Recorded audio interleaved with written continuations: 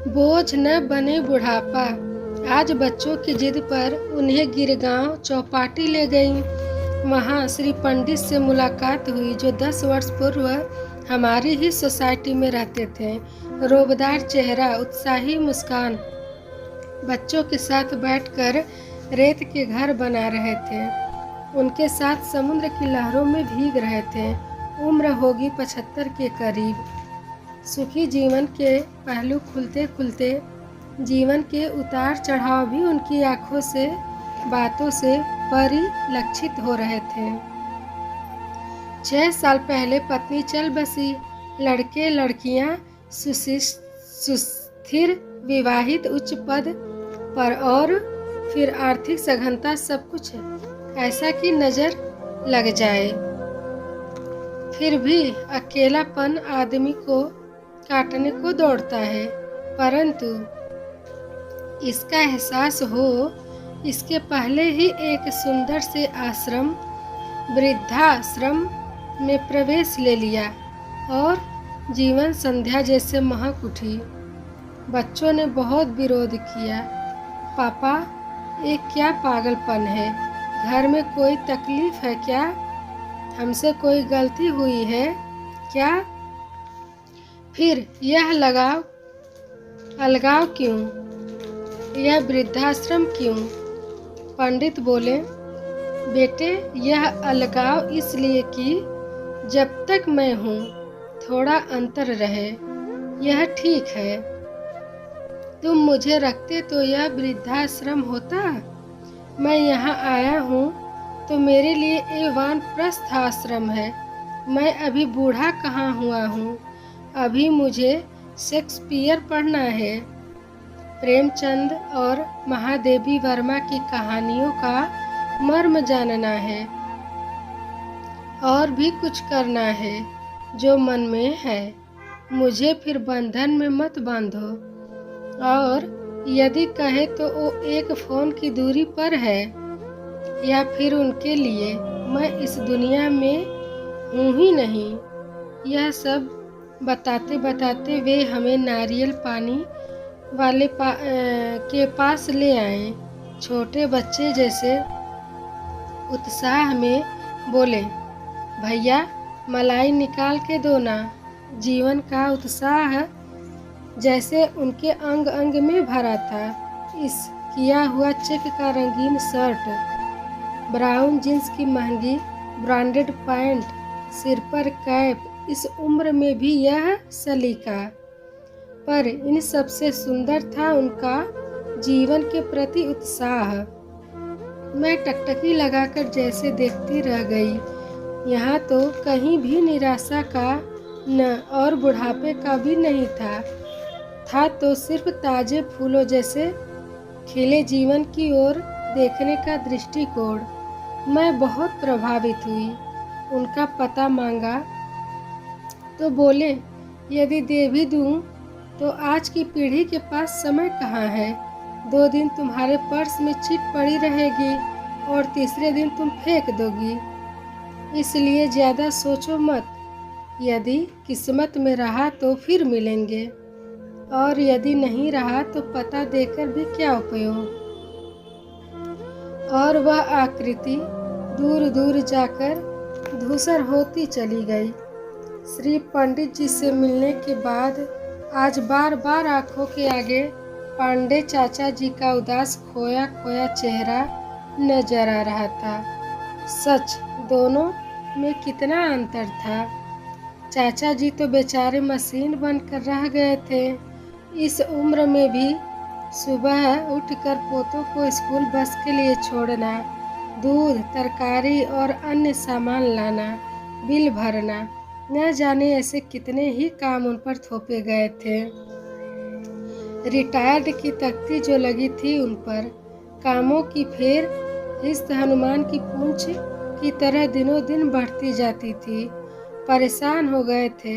संघर्षों और पैसों की कमी से उनके कंधे 50वां बसंत पार करते करते ही झुक गए थे। एक तरह की गूंगी लाचारी आ गई थी। बस तब से बुढ़ापे का डरावना सफ़ेद भूत उन्हें खूब डराता था। आज उनसे मिलने का निश्चय किया। दुविधा भी थी, क्योंकि उनसे किसी का मिलना जुलना बहू बेटे को पसंद नहीं था। उन्हें श्री पंडित के बारे में बताना था और निमंत्रण भी देना था।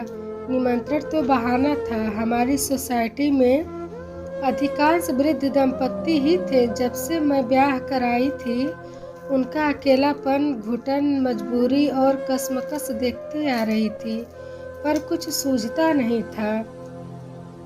आज श्री पंडित से मुलाकात ने जैसे जैसे मेरे बंद दिमाग के ताले ही खोल दिए थे। मेरे सास ससुर आए हुए थे। योजना थी उनसे मिलवाने के बहाने सारे सीनियर सिटीजन का एक छोटा सा गेट टुगेदर रखना, ताकि वो आपस में अपने अनुभव बांट सकें।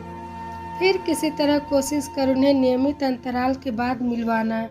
महिला मंडल या किसी पार्टी की तरह उनका भी एक छोटा सा क्लब स्थापित करना। फिर दिशा उन्हें खुद ब खुद मिल ही जाएगी। विचारों के ताने बाने बुनती मैं कब उनके घर पहुंची पता ही नहीं चला। मुझे और मेरे हाथ में उनकी पसंद के बेसन के लड्डू देखकर उनकी आंखें भर आईं। पत्नी के गुजरने के बाद उनकी पसंद नापसंद किसी के लिए कोई मायने नहीं रखती थी। सारी कहानी बताकर बोले, जरा भी खाली होता हूँ तो लगता है घड़ी का सेकंड का कांटा भी 100 किलो का वजन लेकर चल रहा है और मेरी सलाह नहीं मानता। मैं सठिया गया हूँ क्या? मैंने भी बेटी के हक से प्यार से उन्हें समझाते हुए कहा, चाचा जी, अब आप गृहस्थी की जिम्मेदारी से भी रिटायर हो जाइए। इसका बोझ आगे की पीढ़ी के कंधों पर है। बोझ से यदि उनके पैरों में मोच आती है तो अपने अनुभवों का बल दें, परंतु यदि उनके न मांगने पर भी आप अपने अनुभवों और उपदेशों की बेड़ियां उनके पैरों में डालते रहेंगे तो उनका चलना मुश्किल हो जाएगा और वो ये बेड़ियां उपेक्षा की धार से काट फेंकेंगे। बिल्कुल सच कह रही हो बेटी। आंखों के आगे एक पर्दा था जो तुमने हटा दिया। सच पंडित ने अच्छा निर्णय लिया। मैंने फिर धीरे से उन्हें अपनी योजना बताई। उनका आश्वस्त उत्साहित स्वर इस बात की गवाही दे रहा था कि उन्हें एक दिशा मिल गई है और जीने का मकसद भी। आखिर वह दिन आ ही गया। सबकी 100% उपस्थिति ने तो मुझे चौंका ही दिया। पहले मैंने अपनी सास का परिचय कराया कि कैसे वह वर्तमान से शीघ्र ही एक रूप हो जाती हैं। वे बोली, बेटा, औरत की भूमिका तो बचपन से लेकर बुढ़ापे तक बदलती रहती है, इसलिए हर बदलती भूमिका का स्वागत तो वो उत्साह से करती हैं। फिर मैंने उनके व्यस्त कार्यक्रम बताए, जैसे नाती पोतियों की पढ़ाई में मदद करना, त्योहार पर या कभी खाने में एक आध डिश बना देना, कभी थोड़ी बुनाई, कभी सिलाई, और जितना शरीर में सामर्थ्य हो उतनी महिला मंडल के कार्यक्रमों में उपस्थिति। इस पर मुस्कुराते हुए बोली, अपने अधिकारों का नगाड़ा बजाने के बजाय प्रेम और वात्सल्य की बीन बजाएं तो सब कुछ सरल हो जाएगा। बढ़ती उम्र के बदले अधिकारों के सत्य को स्वीकारें। स्त्रियां तो बड़ी आसानी से स्वीकारती हैं, पर पुरुष नहीं। इसलिए तो पानी में पड़े तेल जैसे संसार से अलग अलग पड़ जाते हैं। सासू जी की बातें प्रभावशाली थी। सभी का उत्साह काबिले तारीफ था। अनुभवों का लेन देन शुरू हो गया था। उनकी हंसी, ठहाकों और कटाक्षों का मैं शांत बैठकर आनंद ले रही थी। सच, हम उम्र लोगों के बीच कितना रिलैक्स महसूस कर रहे थे सब। एक बात पर सभी एक मत थे कि उन्होंने सिर्फ पैसा दुगनी करने वाली योजनाओं के बारे में ही सोचा। यदि खुशियां दुगनी करने वाली योजनाओं की खोज वो 25-30 साल की उम्र में कर लेते या कई शौक पाल लेते तो यूं समय काटने को न दौड़ता। फिर मुझे कुछ भी करना नहीं पड़ा। कड़ियाँ जुड़ती गई। अगली बार मिलने की तारीख भी तय हो गई। प्लान बनते गए और यंग सीनियर सिटीजन क्लब की स्थापना भी हो गई। नाम के अनुसार ही उनका जोश और उत्साह देखने लायक था। खुशी के मारे तो मेरे पैर ही जमीन पर नहीं पड़ रहे थे। अचानक मैं अतीत से जागी। आज इस बात को लगभग 4 वर्ष हो गए हैं। सभी बहुत व्यस्त हैं। पांडे चाचा जी ने भी अपने लिए जीना सीख लिया है। अब वो सुबह की सैर और योग के पश्चात तैयार होकर निकल पड़ते हैं। किसी सामाजिक संस्था में निःशुल्क अकाउंट्स देखते हैं। शाम को अपने हम उम्र दोस्तों के साथ बैडमिंटन या टेनिस खेलते हैं या सोसाइटी के बच्चों के साथ क्रिकेट में अंपायर का रोल अदा करते हैं। कभी उन्हें कहानियाँ सुनाते हैं, कभी खुद सुनते हैं। वही क्या, लगभग सभी का यही हाल है। सभी व्यस्त हैं। यदि कोई नाना जी, दादाजी या नानी जी या दादी जी अस्पताल में भर्ती हो गए तो यंग सीनियर सिटीजन क्लब के सदस्य उनकी बारी बारी से देखभाल करते हैं। इससे घर वाले भी चिंता मुक्त रह पाते हैं। सोसाइटी की हरियाली और स्वच्छता तो देखते ही बनती है। कई अच्छे सामाजिक उपक्रम चलते हैं। सब एक दूसरे की मदद के लिए हमेशा तैयार रहते हैं। सब कुछ मिलकर जुलकर होता है। मेरे लिए होता है उनकी आंखों में प्यार, धन्यवाद, आशीर्वाद, आदर, सब कुछ। मुझे मार्गदर्शक कहते हैं, जबकि सच तो यह है कि ये सब मुझे भविष्य के रूपाले दिनों के मार्गदर्शक लगते हैं।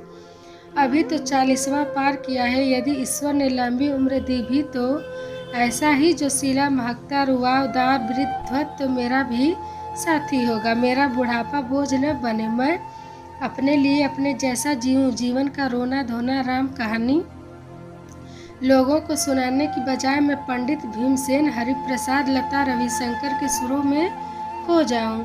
जीवन की अंतिम सांस तक मेरी लेखनी लोगों का स्पंदन कागज पर उतारती रहें और आगे की पीढ़ी दिल से सोचे, मम्मी रहें, कभी छोड़कर न जाएं, और रहें बस रहें। धन्यवाद दोस्तों, मेरा स्टोरी पढ़ने और सुनने के लिए। Please subscribe